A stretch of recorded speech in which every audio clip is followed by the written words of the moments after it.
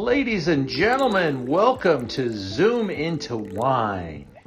It's time for the show and your host, Ian Blackburn. It's my pleasure now to introduce you to Marin Preske. She is with Skurnik, the importer of this beautiful wine from Menthia.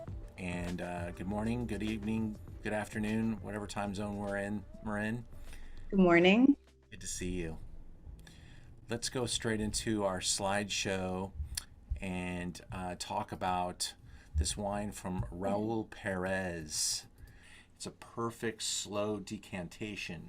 If you got the bottle kit, you're opening this, now, I plead with you to taste it again in an hour or two or tomorrow, because this wine just has this beautiful unwinding that it does, and it really takes on another dimension.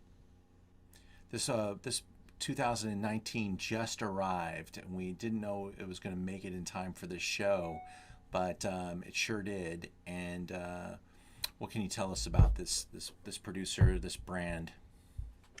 So Raul Perez is, and it is both my opinion, but also is, he's gotten many accolades from many different publications, and is truly one of the best winemakers in the world. I feel comfortable saying that. He comes from this region of Spain, so we're in the northwest of Spain. And this is where he's grown up, and also where his family for many generations has also been involved in the wine business, growing grapes. So this is no stranger to what he's grown up around.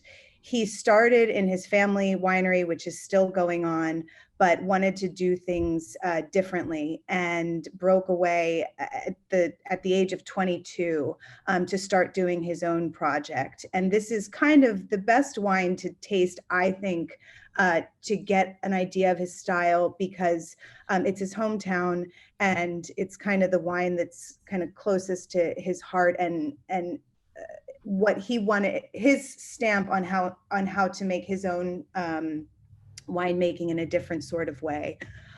He has many different projects kind of throughout Spain, but this one is something he did almost in the Burgundy model. So what we have is the Ultrea Saint-Jacques, and that's kind of the village level. So it's a blend of different vineyards, blend of different vine ages, although many of the vines here are very old. Some date back even to 1900. And he then does also single vineyard expressions. So kind of in that model, maybe they would be the Premier Cru, etc.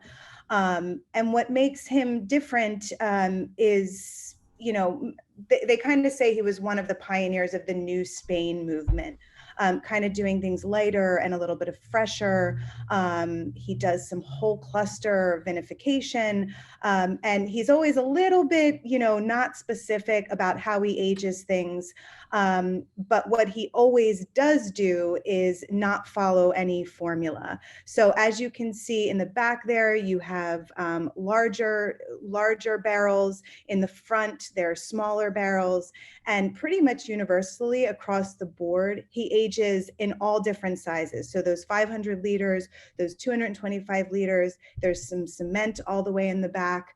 And it's really kind of his way of what he thinks is best for the wine. There's no, long, big, heavy new oak. That's not Raul's style. He wants something fresh and lifted. But if you taste this, it still has structure and concentration. With the Mencia, it also has an unspecified amount of other local varietals like Garnacha Tintorera, Bastardo, and that's just because he doesn't want to discard those grapes. They're co-fermented into the blend. They naturally grow in the area, and he wants to incorporate them in the bottle. With the glass of wine to your nose, about an inch and a half away from your nose, I want you just to focus your nose and being able to smell this feature right here. This stony, rocky minerality comes screaming through the very top edge of that glass. And then the other features that I'm smelling are a lot of this stuff, this underbrush, this stuff that's growing throughout the vineyard. It is there. It is an element in the wine, and it's really just beautiful detail. There's a high level of selection here. That indigenous, you know, varietal mixture that you mentioned, but the major grape variety here, Menthia, is really a unique grape that we're all kind of discovering at the same time.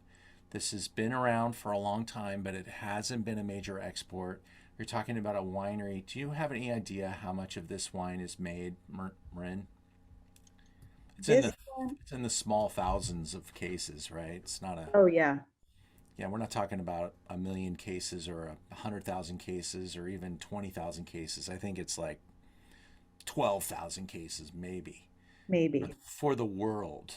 I think of this wine as almost like it's where Pinot Noir and Grenache kind of connect somewhere in the middle there. You've got all that herbs, spices, pepper, and yet the delicacy of like a Gamay or a beautiful Pinot Noir. It's really kind of right in between.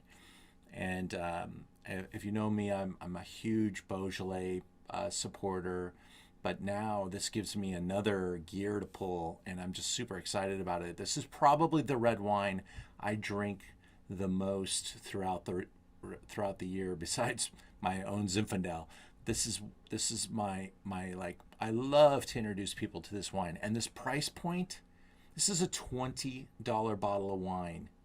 I also carry the higher end wines on the website, and I'm really passionate about it, as you can tell.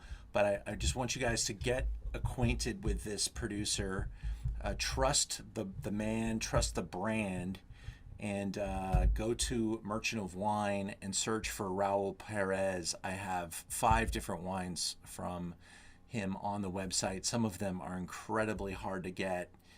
Marin, thank you. Thank you. Always appreciate it. And thanks for tasting and giving some love to Raul Perez and his amazing wines. Well, thanks for letting us be involved.